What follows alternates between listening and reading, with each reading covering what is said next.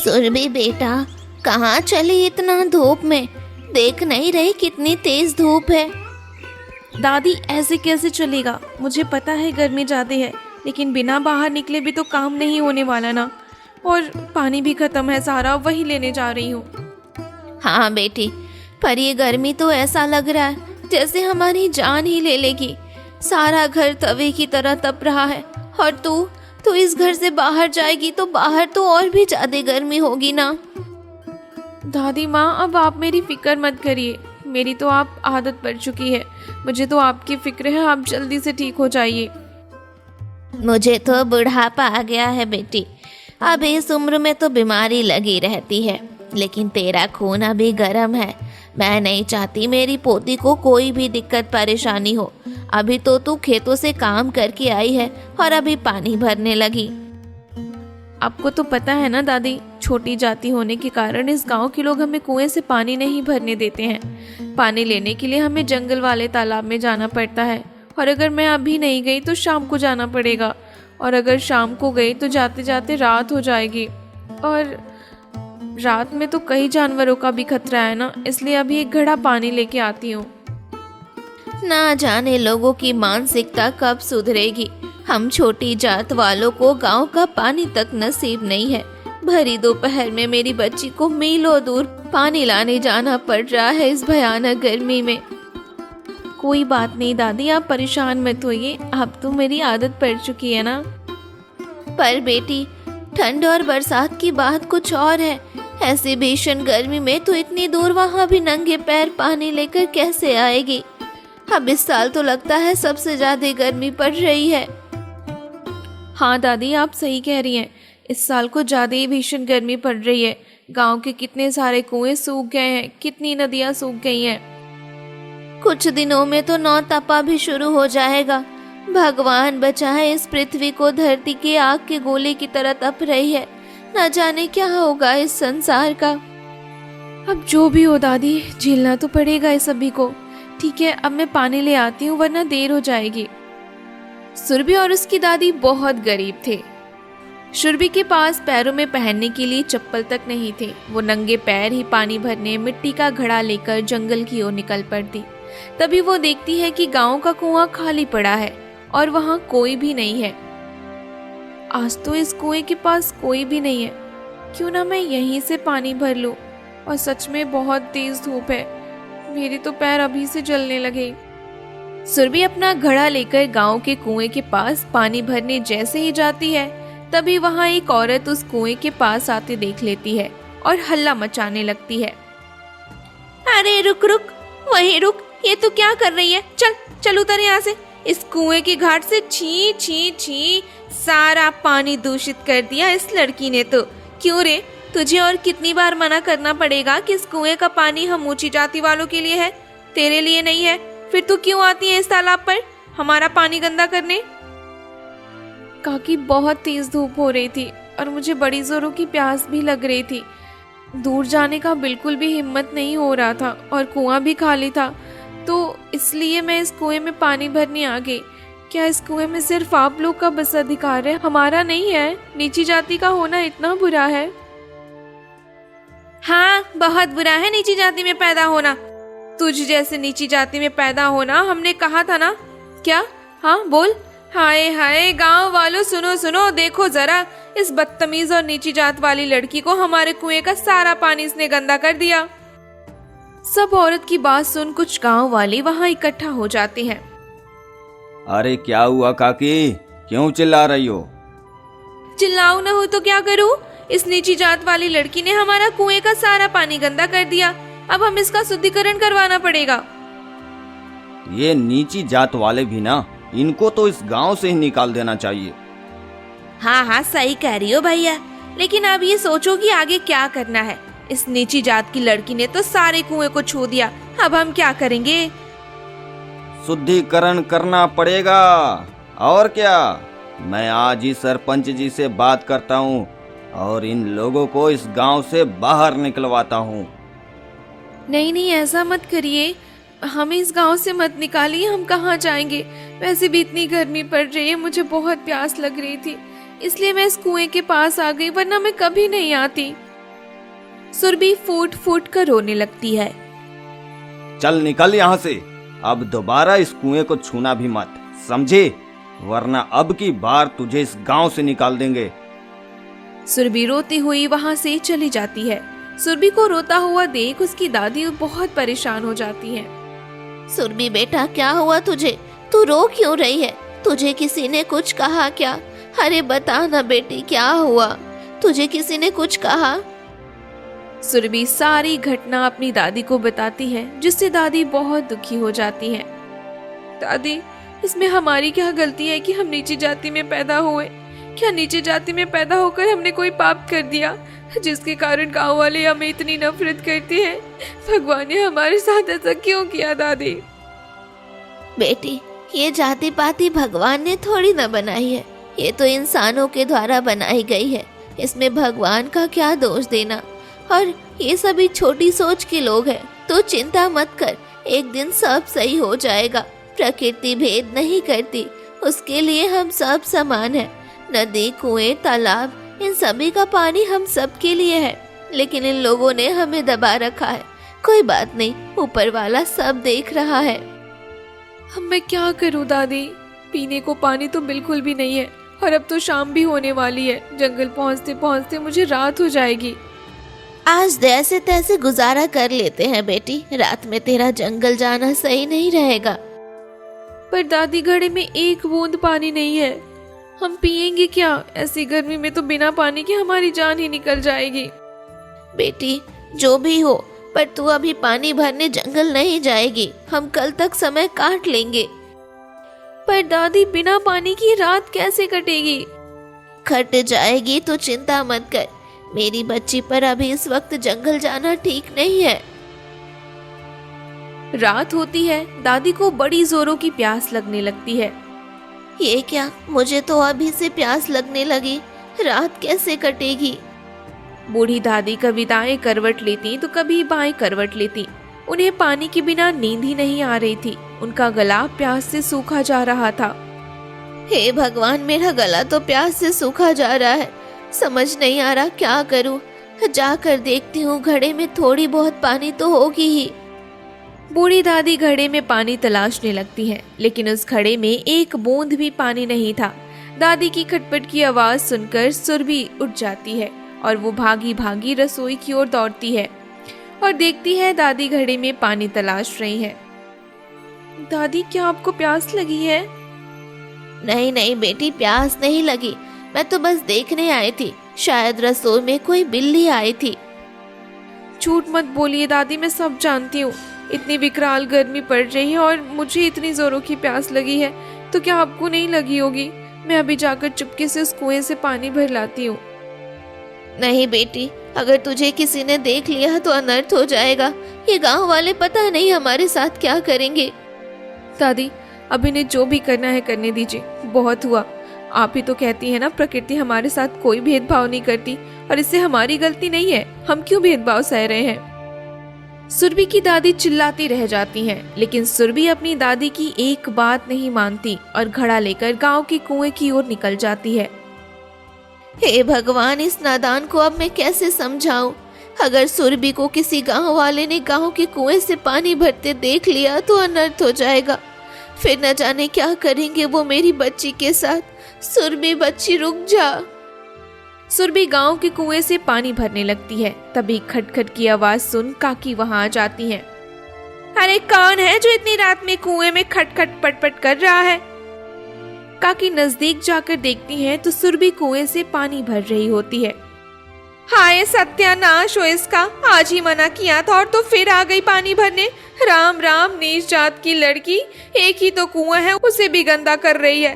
अरे गांव वालों, कहाँ मर गए? जल्दी आओ, सुनो सुनो मेरी बात सुनो। देखो इस कुएं में ये नीच जाति की लड़की क्या कर रही है। काकी की आवाज सुन गांव वाले इकट्ठे हो जाते हैं और देखते ही देखते सुबह हो जाती है। अब तो इसका फैसला सरपंच जी को करना ही होगा और इस नीच जाति की लड़की को इस गांव से बाहर निकालना ही होगा।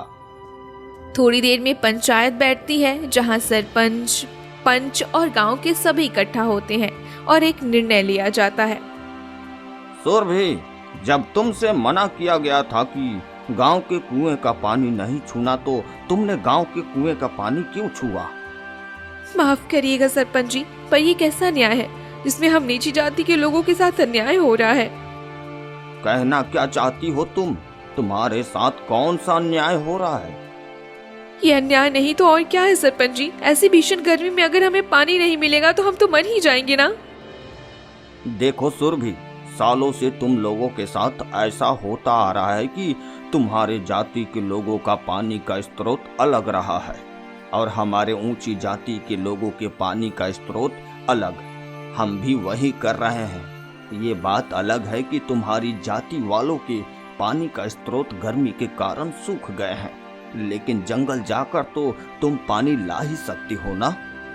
सरपंच जी, आपको तो पता है ना, मेरे घर में एक मैं और एक मेरी बूढ़ी दादी, और वो भी बीमार है। जंगल यहाँ से कितनी दूर है? सुबह जाओ तो शाम को पहुँचो। अगर मैं पानी ही ढोती रहूंगी तो काम कब करूंगी और घर का खर्च कैसे चलेगा, आप ही बताइए। देखो, मैं इसमें कुछ नहीं कर सकता। जैसा गांव वाले बोलेंगे वैसा तुम्हें करना पड़ेगा, और गांव वाले और हम सब ये चाहते हैं कि तुम इस गांव को छोड़कर चले जाओ। सरपंच जी, मैं अपनी बूढ़ी दादी को लेकर कहाँ जाऊँ? मेरा तो कोई रिश्तेदार भी नहीं है जहाँ मैं जाकर रह लूँ। अगर आप लोगों ने मुझे गांव से निकाला तो मैं तो सिर पीट पीट कर अपनी जान दे दूंगी। सरपंच जी, आप इसकी बातों में मत आइए। अब हम और इसे नहीं सह सकते।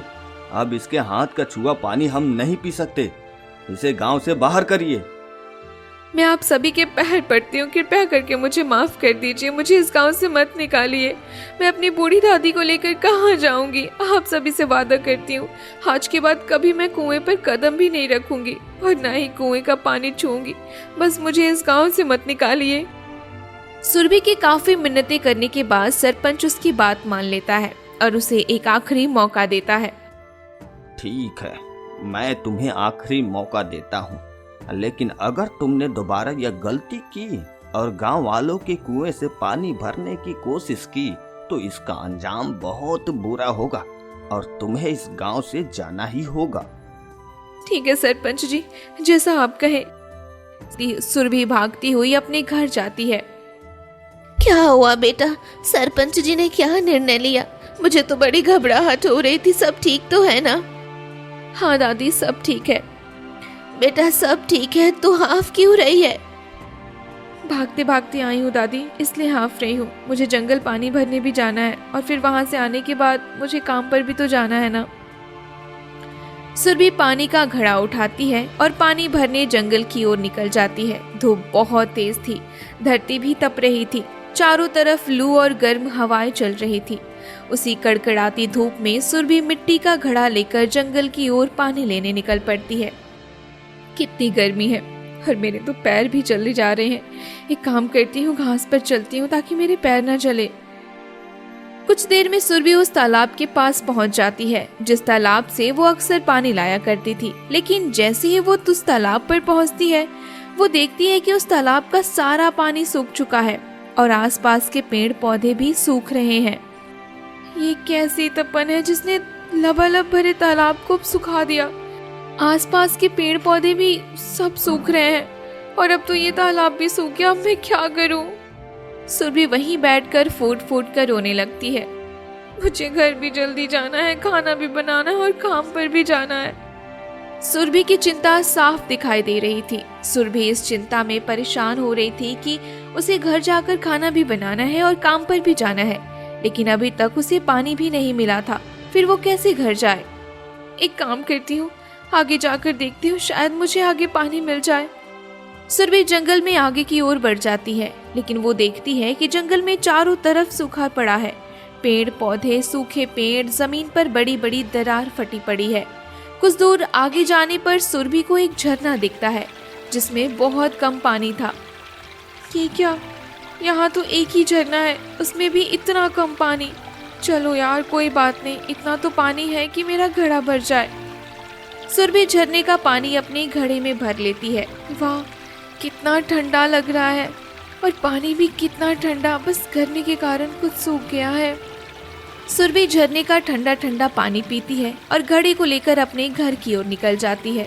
जब सुरभि अपने घर की ओर आ रही थी तभी उसे एक पेड़ के नीचे बैठी हुई एक औरत मिलती है जिसकी आंखों में आंसू थे और वो रो रही थी। अरे अम्मा, क्या हुआ आपको? आप क्यों रो रही हैं? क्या बात है? कोई परेशानी है क्या आपको? क्या बताऊं बेटी, प्यास से गला सूखा जा रहा है। आसपास ना कोई नदी है ना तालाब, सब सूखे पड़े हैं। पर ये विकट गर्मी मेरी जान ले रही है। भारी दोपहरी में बकरी चराने निकली थी, कुछ पानी था पास, लेकिन तुम्हें तो पता ही है कैसी भीषण गर्मी पड़ रही है। बार बार प्यास लग रही है तो पानी खत्म हो गया। मुझे बिना पानी की राहत नहीं मिल रही। ओह, तो आप इसलिए इतनी परेशान हैं अम्मा? आप परेशान मत होइए, मेरे पास पानी है थोड़ा सा। बेटी, तू ये पानी कहाँ से लाई है? आसपास तो सारे नदी तालाब सूखे पड़े हैं। आगे चलकर एक जंगल है अम्मा, वहाँ पर एक झरना बहता है। उस झरने में भी पानी कम है, लेकिन मैं उसी झरने से पानी लेकर आई हूँ। आप चिंता मत करिए, ये लीजिए, पानी पी लीजिए। नहीं बेटी, मैं ये पानी कैसे पी सकती हूँ? तू इतनी मेहनत से उस झरने से पानी लेकर आई है और इतनी दूर तुझे अपने घर भी तो जाना है ना। नहीं नहीं, ये तेरा पानी है, मैं नहीं पी सकती। कोई बात नहीं अम्मा, थोड़ा पानी पी लेने से मेरा घड़ा खाली तो नहीं हो जाएगा ना। आप पानी पी लीजिए। ठीक है बेटी, तू अगर इतनी जिद कर रही है तो ला, थोड़ा सा पानी पिला दे।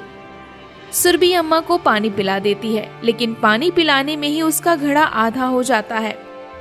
ये क्या बेटी, तेरा घड़ा तो आधा हो गया। तूने तो अपने घड़े का आधा पानी मुझे पिला दिया।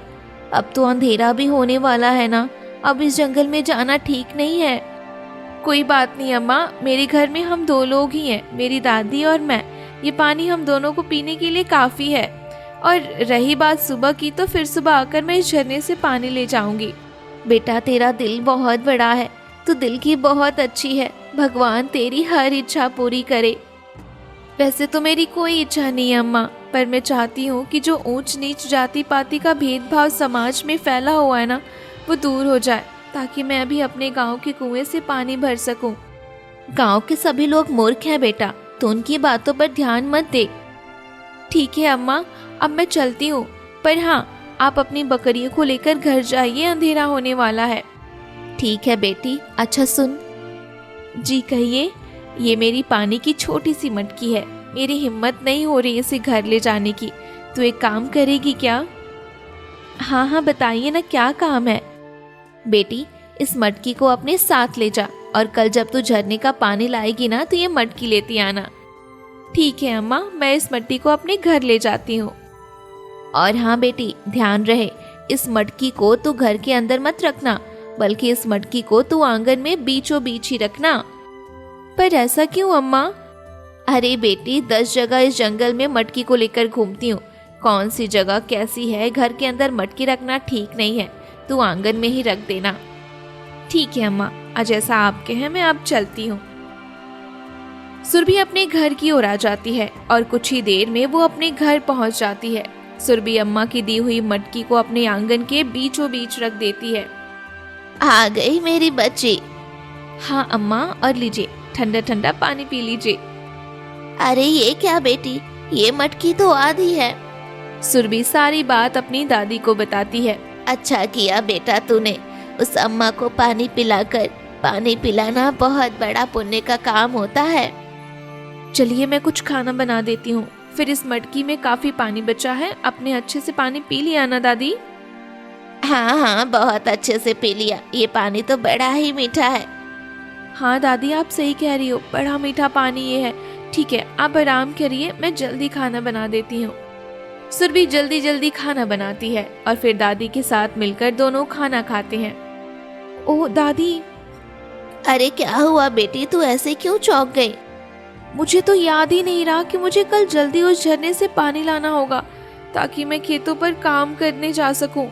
आज भी मैं काम पर नहीं गई। अगर ऐसा ही चलता रहा तो घर का खर्च कैसे चलेगा? और कल मैंने अम्मा को कह दिया है कि मैं इसी समय पर पानी लेने आऊंगी। अब मैं उनकी मटकी उन्हें कैसे दूंगी?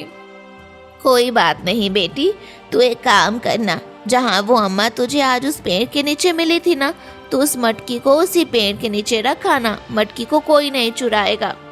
ठीक है दादी, मैं ऐसा ही करूंगी। दादी मैं पानी लेने जा रही हूँ, पानी लेकर जल्दी आ जाऊंगी। और फिर मुझे आकर खाना भी बनाना है ना, फिर खेतों पर भी काम पर जाना है। ठीक है बेटी, जा। सुरभि बाहर आती है और देखती है कि सुरभि के घर के आंगन में एक बहुत बड़ा कुआं खुदा है। कुएं का पानी लबालब भरा देख सुरभि की आंखें फटी की फटी रह जाती हैं। वो जोर जोर से दादी को चिल्लाती है, दादी दादी जल्दी बाहर आइए दादी। क्या हुआ सुरभि, तू ऐसे क्यों चिल्ला रही है? अरे दादी ये देखिए, हमारे आंगन में इतना बड़ा कुआं कैसे आया? हाय राम, इतना बड़ा पानी से लबालब कुआं, ये तो किसी चमत्कार से कम नहीं है। दादी ये तो मैंने उस अम्मा को दी हुई मटकी रखी थी, अचानक उस मटकी की जगह इतना बड़ा कुआं कैसे हो गया? और उस पर तो लबालब पानी भी भरा हुआ है। बेटी, मुझे लगता है वो अम्मा कोई साधारण अम्मा नहीं थी। उनके आशीर्वाद से ही हमें ये सौभाग्य प्राप्त हुआ कि हमारे घर में इतना बड़ा कुआं, वो भी पानी से लबालब भरा हुआ। हाँ दादी आप सही कह रही हैं। उस वक्त तो मैं भी नहीं समझ पा रही थी कि आखिर उन अम्मा ने मुझे वो खाली मटकी क्यों दी। अब समझी, इस भीषण गर्मी में पानी से लबालब भरा हुआ कुआं किसी वरदान से कम नहीं है। सुरभि और दादी आंगन में कुआं देख बहुत खुश होती हैं। वहीं दूसरी ओर गांव के कुएं का पानी भी सूख जाता है। चारों तरफ त्राही त्राही मचने लगती है। पानी से पेड़ पौधे जीव जंतु सभी बहुत परेशान होते हैं। ये क्या हो गया? एक ही तो कुआं था, वो भी सूख गया।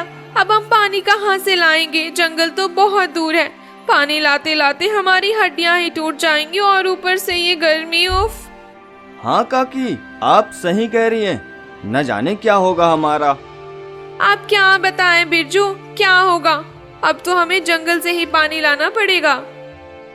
गांव के लोग जंगल की ओर पानी लेने के लिए दौड़ पड़ते हैं, लेकिन जंगल की नदी तालाब सब सूख रहे थे। बस एक झरना था, लेकिन वो भी सूखने ही वाला था।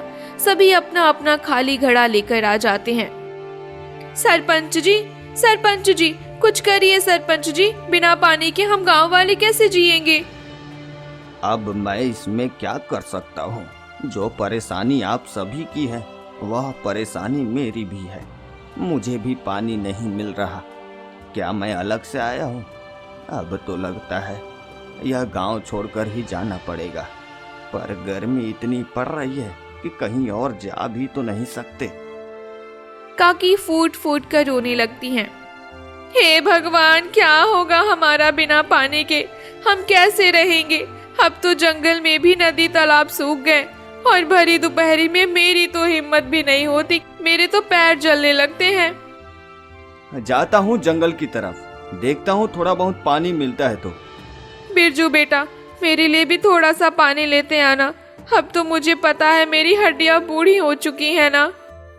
काकी, मेरा शरीर खुद नहीं चलता और इतनी दूर से पानी मैं अपने लिए लाऊं कि तुम्हारे लिए? वे सभी बातें कर ही रहे थे कि तभी गांव का मोहन उनके पास आता है। तुम सभी लोग यहाँ पानी के लिए परेशान हो रहे हो। गांव में पानी के लिए हाहाकार मचा है और वहाँ वो सुरभि मजे से पेड़ पौधों को, जीव जंतुओं को पानी बांट रही है। सभी को इतना सारा पानी दे रही है, लेकिन उसके पास इतना सारा पानी आया कहाँ से? काकी, उसके घर जाकर देखो, उसके आंगन में एक बहुत बड़ा कुआं है जो पानी से लबालब भरा पड़ा है। क्या कुआं? वो भी पानी से लबालब? मजाक क्यों कर रहा है? अरे मैं मजाक नहीं कर रहा, सच बोल रहा हूँ। ये कैसा चमत्कार है? भला ऐसे कैसे हो सकता है? अरे चमत्कार ही समझिए सरपंच जी। उसके आंगन में रातों रात पानी से लबालब भरा हुआ है, कुआं बन गया। अगर अभी भी आप सभी को विश्वास नहीं हो रहा है तो चलकर मेरे साथ देख लीजिए। गांव के सभी लोग सुरभि के घर पहुंचते हैं। गांव के सभी लोग जब सुरभि के आंगन में पानी से भरा हुआ कुआं देखते हैं तो सबके होश उड़ जाते हैं। अरे सुरभि, ये कैसा चमत्कार है? तेरे आंगन में ये कुआं कैसे आया? पहले तो नहीं था। हाँ सुरभि, यह पानी से भरा हुआ कुआं अचानक तेरे आंगन में कैसे आया? सब ऊपर वाले की कृपा है काकी। खैर आप लोग बताइए, आप लोग यहाँ क्यों आए हैं? गांव का जो एक कुआं था वह भी सूख गया है। सारे गांव में लोग पानी के लिए तरस रहे हैं। पानी की त्राही मची है। हमें जैसे ही तुम्हारे आंगन में कुएं की बात पता चली तो हम भागे भागे चले आए। हाँ सुरभि, प्यास के कारण लोग मर रहे हैं, हमारी मदद करो, हमें भी अपने कुएं का पानी दे दो। अरे अरे सरपंच जी, बिरजू काका, काकी, ये आप लोग कैसी बातें कर रहे हैं? भला आप लोग पानी किसी नीची जाति के घर से कैसे ले जाएंगे? आपका समाज का क्या होगा? लोग क्या कहेंगे? हमें माफ कर दो सुरभि, हमसे बहुत बड़ी गलती हो गई। जान है तो जहान है। अगर पानी नहीं मिला तो सारे गांव वाले एक एक करके मर जाएंगे। पर आपकी उस जाति पाति का क्या? मैं तो दे दूंगी पानी, पर ये कुआं तो मैंने छूकर दूषित कर दिया है ना। हमसे बहुत बड़ी गलती हो गई सुरभि, ये जाति पाति छुआछूत सब बेकार की बातें हैं। हाँ सुरभि, ऊपर वाले ने थोड़ी ना जाति पाति बनाई है, उसने तो हम इंसानों को बनाया है और हम सभी इंसानों में ही इतना भेदभाव कर रहे हैं। ये पानी तो अभी हमारे लिए अमृत के समान है। देर आए तो रुसता है। सुरभि, माफ कर दे इन्हें और सबको कुएं से पानी लेने दे। ठीक है दादी। गांव के सभी लोग सुरभि के आंगन में कुएं से पानी भर कर ले जाते हैं। अब सारा गांव बहुत खुश था। पानी की कमी और गर्मी से सभी को राहत जो मिल गई थी। सरपंच जी सुरभि और उसकी दादी से माफी मांगते हैं। सुरभि, तुम्हारा बहुत बहुत धन्यवाद। इस भीषण गर्मी में तुमने सारे गांव वालों का बहुत साथ दिया है। सुरभि और अब पूरा गांव बहुत खुश था। देखा बेटी, इंसान अपनी सुविधा के अनुसार खुद को बदल लेता है। उसे जहाँ जैसे अपना फायदा दिखता है वो उसी रूप में बदल जाता है। अब इनकी जाति पाति छुआछूत गायब हो गई ना। हाँ दादी, आप सही कह रही हैं। इंसान अपने फायदे के हिसाब से खुद के अंदर बदलाव करता है। अरे बेटी, क्या हुआ? किस सोच में पड़ गई? कुछ सोच रही है क्या? हाँ दादी, मैं सोच रही हूँ कि। क्या सोच रही है बेटी? कोई दिक्कत परेशानी है? नहीं दादी, मैं तो उन अम्मा के बारे में सोच रही हूँ जिनके कारण आज इस गांव वालों के दिमाग से छुआछूत का भूत हट गया। आखिर कौन थी वो? दादी, मुझे अभी भी जाना होगा। कल वो मुझे इतने समय ही मिली थी ना। लेकिन बेटी, धूप बहुत तेज है। कोई बात नहीं दादी, मैं जल्दी जाकर जल्दी ही आ जाऊंगी। आप मेरी चिंता मत करिएगा। ठीक है, अपना ख्याल रखना। सुरभि भरी दोपहरी में नंगे पैर भागती हुई उसी जंगल के पास जाती है जहां वो बूढ़ी अम्मा बैठी थी। अरे यहाँ आसपास तो अम्मा दिख ही नहीं रही हैं, न जाने कहाँ हैं। कल तो वो मुझे यहीं मिली थी, आज तो दिख ही नहीं रही। अम्मा, कहाँ हो आप? अम्मा। सुरभि अम्मा को चिल्ला ही रही थी कि तभी वहाँ अम्मा आती हैं। अरे बेटी, तो आज फिर यहाँ क्या हुआ? अम्मा, मुझे आपसे कुछ पूछना है। हाँ हाँ बेटी, पूछो, तुम्हें क्या पूछना है? अम्मा, वो कल जो आपने मुझे मटकी दी थी, वो मटकी तो बड़ी ही जादुई निकली। मैंने उसे आंगन पर रखा हुआ था, लेकिन जब सुबह उठी तो देखा कि उस मटकी की जगह पर एक बहुत बड़ा सा कुआं है जिसमें लबालब पानी भरा हुआ है। ओह अच्छा। अम्मा, ये कैसा रहस्य है? बताइए ना मुझे, आखिर वो कुआं मेरे आंगन में कैसे आया? अम्मा, आप हंस क्यों रही है? बताइए ना। क्या तुम खुश नहीं हो कुएं और उसके पानी से? बहुत खुश हूँ अम्मा, पर वो चमत्कार हुआ कैसे, मुझे भी जानना है। बेटी, मैं कोई साधारण इंसान नहीं हूँ, मैं इस जंगल की रानी हूँ। अम्मा एक बहुत ही सुंदर रानी बन जाती है जिसे देख सुरभि के होश उड़ जाते हैं। ये सब क्या है? बेटी, गर्मी ने पेड़ पौधे जीव जंतु सबको परेशान कर रखा है। मैं इस जंगल की रानी हूँ। गर्मी के कारण धरती का सारा पानी सूख गया, जिसके कारण मुझे बड़ी परेशानी होने लगी। मैं अपने जंगल की रक्षा भी नहीं कर पा रही थी। सारा जंगल परेशान था। बिना पानी के भला गर्मी में अच्छे अच्छे के होश उड़ जाते हैं, मेरा क्या होता? लेकिन आप, जब तुमने मुझे अपने उस घड़े का पानी बिना लालच के पिलाया तो मेरी सारी प्यास बुझ गई और मेरे अंदर शक्ति आ गई। तब जाकर मेरी सोचने समझने की शक्ति जागी। तभी फिर मुझे ख्याल आया कि मेरे पास तो बहुत शक्तियां हैं और इस नेक दिल बच्ची ने मेरी और इस जंगल की बहुत मदद की। इसलिए मैंने तुम्हें वो जादुई मटकी दी ताकि तुम्हारी परेशानी दूर कर सकूं। ओह, लोग बड़े लालची हो गए हैं बेटी, अपने फायदे के लिए वो कुछ भी करते हैं। जो जंगल, जो जीव उनको जीवन का हिस्सा होने चाहिए, वो उनकी कदर नहीं करते। तभी हर साल गर्मी में पानी की इतनी किल्लत होती है। आप सही कह रही हैं रानी जी, पर हम इसके लिए क्या कर सकते हैं? पहली बात तो हमारे गांव में बहुत अंधविश्वास है, उसे जागरूक किया जाए। ज्यादा से ज्यादा पेड़ लगाया जाए। अगर गांव वाले सब मिलकर ऐसा करेंगे तो किसी को कोई दिक्कत नहीं आएगी, न गर्मी न किसी मौसम में। ठीक है रानी जी, आज ही गांव के लोगों को जाकर जागरूक करूंगी और उन्हें समझाऊंगी। ये हुई ना बात। एक एक पेड़ बड़ा कीमती है। ये जिम्मेदारी सिर्फ मेरी नहीं, तुम सब लोगों की भी है। और हाँ, याद रहे तुम्हारे कुएं का पानी भी उतना ही इस्तेमाल हो जितना जरूरी हो। अभी तो कुछ नहीं हो सकता, गर्मी तो लोगों को झेलनी ही पड़ेगी जब तक मॉनसून नहीं आ जाता। मैं आपसे वादा करती हूँ प्रकृति की रानी, अब से मैं पूरा ध्यान रखूंगी और लोगों को भी जाकर समझाऊंगी। इस तरह सुरभि खुशी खुशी अपने गांव आ जाती है और सभी लोगों को समझाती है, जिससे सभी लोग मिलकर पेड़ पौधे लगाते हैं और खुशी खुशी रहने लगते हैं।